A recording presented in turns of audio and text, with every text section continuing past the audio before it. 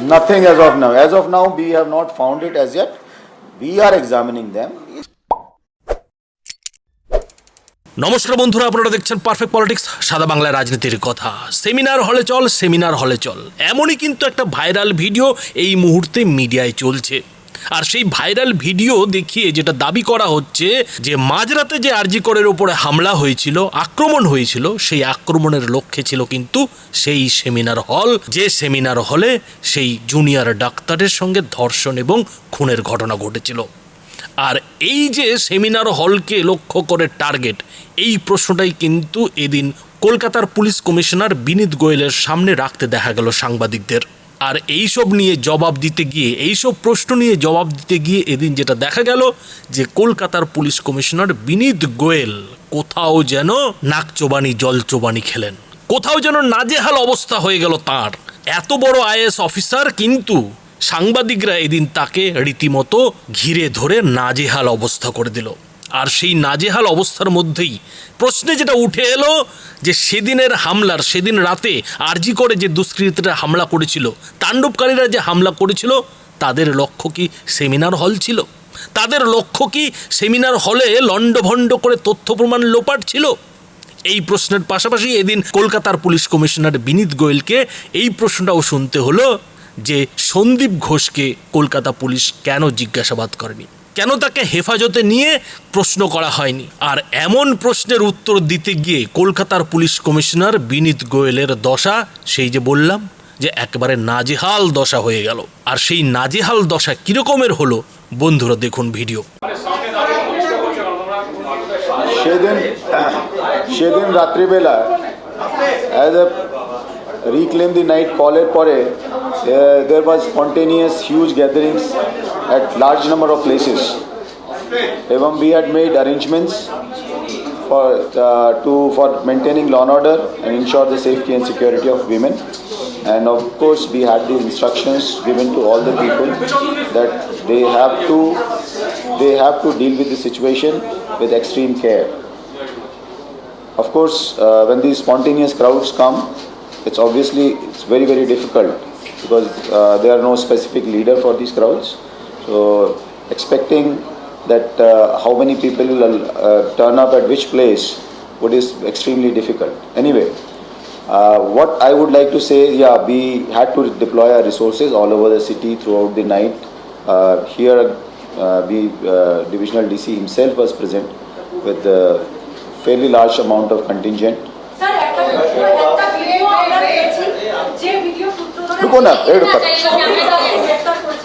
সেই ভিডিওতে কিছু অডিও আছে যারা বলছে চল চল সেমিনার হলে চল। আপনারা অলরেডি 25 জনকে গ্রেফতার করেছেন। এখান থেকে যাদেরকে ইন্টারোগেশন করছেন তারা কি বলেছে যে তাদের টার্গেট কোনোভাবে সেমিনার হল ছিল কিনা? Second question is nothing as of now. As of now we have not found it as yet. We are examining them. Just আমাদের যত লোক পর সংখ্যাটা বাড়ছে, ঠিক আছে, the people who we are arresting, exactly এখন অবধি সেরকম কিছু আমাদের কাছে কেউ রিভিল করেনি, বাট রিভিল করলে আমরা নিশ্চিত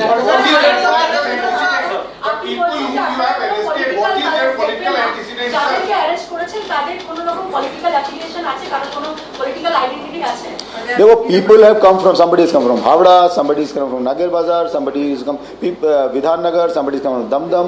People have come from lots of places. They're not set of people, local, Ulta Danga, Maniktala, all kinds of places. I think even Narkel Danga. So the number of people who we have arrested, and after talking to them, it seems they have come in ones and twos. Some of them have said that Amar Bandhur Shange Ami Eshilam, something like that. So it will still take time for us to dissemble. But I am telling you that anyone feels that he organized the entire protest and which led to and instigated people, we will arrest him as well. We have absolutely no problem.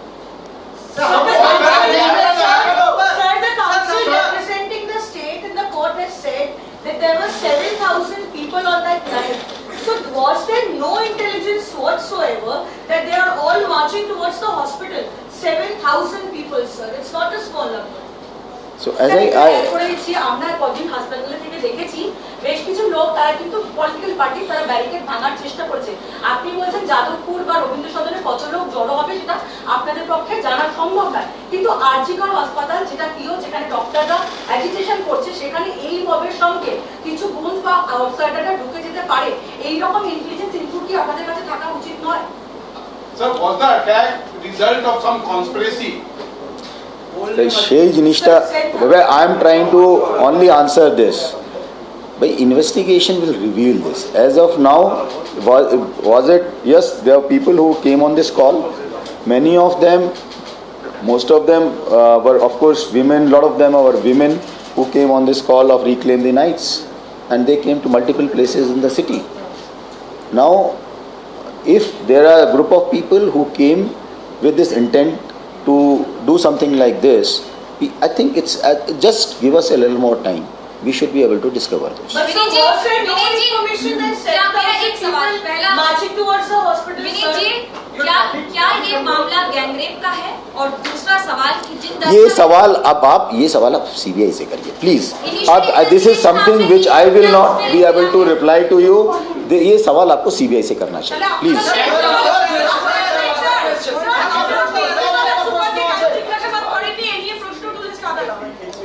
আমরা যে time আমাদের কাছে ছিল ওর মধ্যে priority হিসাবে আগে আমাদের priority আছে কেসটা ডিটেকশন করা, তারপরে প্রায়োরিটি হিসাবে যাদেরকে আমরা মনে করেছি, আমাদের টিম মনে করেছে সবাইকে ডাকা হয়েছে, and everybody else was lined up for examination. It is not that we have to spare anyone, but there is a priority.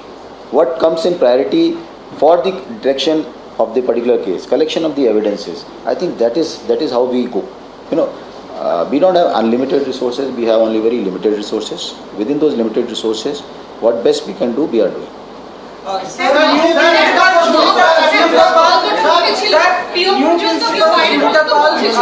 তিনি ক্লেম করছেন যে উনি চার্জ নেওয়ার পরেও সেমিনার হলে যাতায়াত হচ্ছিল লোকজনের, তিনি তেমনটা বলছেন, তিনি ইন্টারভিউতে বলেছেন। আপনি Sir, ওখানে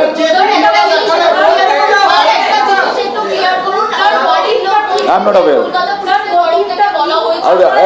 Let others also ask. You ask enough questions. Sir, যে ভিডিওটা দেখানো সেখানে দেখা যাচ্ছে নির্দিষ্ট একটা পলিটিক্যাল পার্টির ফ্ল্যাগ, তো তাদেরকে চিহ্নিত করে ধরা গেছে, মানে কোন দলের ছিল তারা, দেখা যাচ্ছে একটা নির্দিষ্ট পলিটিক্যাল sir, আপনারা আমরা সবাইকে আইডেন্টিফাই করব।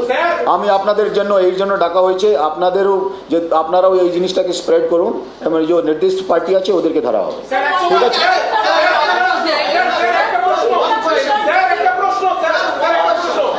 আপনারা যারা অ্যারেস্ট হচ্ছে তাদের মধ্যে কিছু জনের নাম ছবি দিয়ে ফেসবুকে দিচ্ছেন, সকলের নাম দিচ্ছেন না কেন? সকলের ছবি প্রকাশ করুন। They are asking list of the arrested person actually. সবার ছবি দিন যারা যারা অ্যারেস্ট হয়েছে। We will do. যারা আন্দোলন করছেন তারা বলছেন যে এই just ex principal Sandip Ghosh, তার এগেইনস্টে প্রচুর কমপ্লেইন ছিল, তবুও এই কেসের পরে সন্দীপ ঘোষকে পুলিশ ইন্টারোগেশন করলো না কেন? দেখো ওনার এগেনস্টে কি কমপ্লেন ছিল না, ওটা I think medical administration will look into this এই ব্যাপারে। আর ইন্ট্রোগেশনের ব্যাপারটা আছে, আমি আপনাদেরকে বললাম within the limited time frame which we had with us for investigation of this কেসের একটা প্রায়োরিটি থাকে, সেই হিসাবে I think already about 37 people. Even he was examined, sir. Even he was examined. See, regarding the examination of Sandeep Ghosh, even he was examined. বন্ধুরা বুঝতেই পারছেন যে কলকাতার পুলিশ কমিশনারের এদিনের যে সাংবাদিক বৈঠক, সেই সাংবাদিক বৈঠকের উদ্দেশ্য কী। কেননা কলকাতার পুলিশ কমিশনার বিনীত গোয়েল নিজেই জানিয়েছেন যে তিনি এই সাংবাদিক বৈঠকটা এই কারণেই মিডিয়ার সামনে করছেন যাতে মিডিয়া কোনো ভুয়ো প্রচারে কান না দেয়, ভুয়ো প্রচার যাতে না করে, মানুষের সামনে যাতে সত্যিটা তুলে ধরে। আর সেই সত্যিটা হচ্ছে যে এদিন কলকাতার পুলিশ কমিশনার বিনীত গোয়েল যেটা বললেন যে রাতের বেলা যে আরজি কোডের ওপরে হামলা, সেই হামলায় সেমিনার হল টার্গেট ছিল, এমন কোনো তথ্য তারা এখনও পাননি, এমন কোনো প্রমাণ কলকাতা পুলিশ পায়নি। তবে তদন্ত চলছে। কিন্তু বন্ধুরা আপনাদের ভিডিওর শুরুতেই দেখালাম যে সেই ভাইরাল ভিডিওই কিন্তু একেবারে স্পষ্ট বলতে শোনা যাচ্ছে যে সেমিনার হলে চল, সেমিনার হলে চল। যদিও সেই ভিডিওর সত্যতা আমরা যাচাই করিনি, কিন্তু আপনাদের কানে শুনে কি মনে হচ্ছে যে কোথাও কি এই ভিডিও ডিস্টর্টেড করা হয়েছে?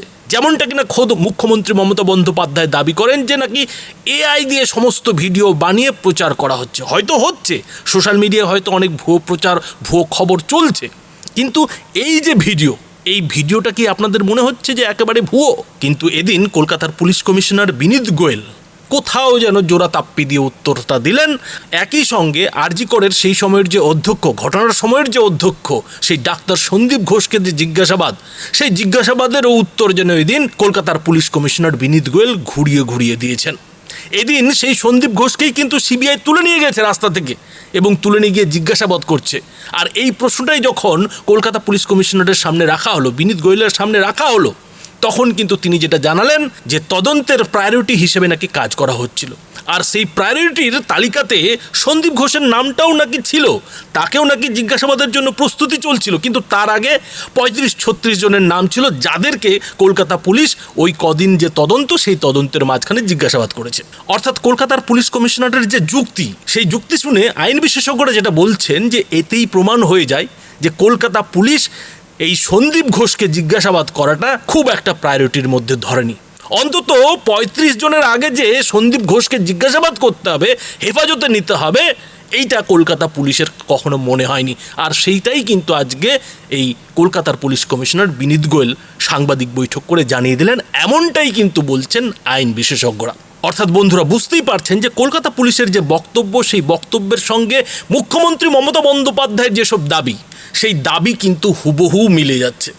খোদ মুখ্যমন্ত্রী মমতা বন্দ্যোপাধ্যায় যেসব কথা বলছেন, যেসব যুক্তি খাড়া করছেন, একই যুক্তি কিন্তু কলকাতা পুলিশকেও দিতে দেখা যাচ্ছে। আর বিরোধীরা যেটা কটাক্ষ করছেন যে এটা হবেই বা না কেন, কেননা বিনীত গোয়েল কি মমতা বন্দ্যোপাধ্যায় থেকে আলাদা?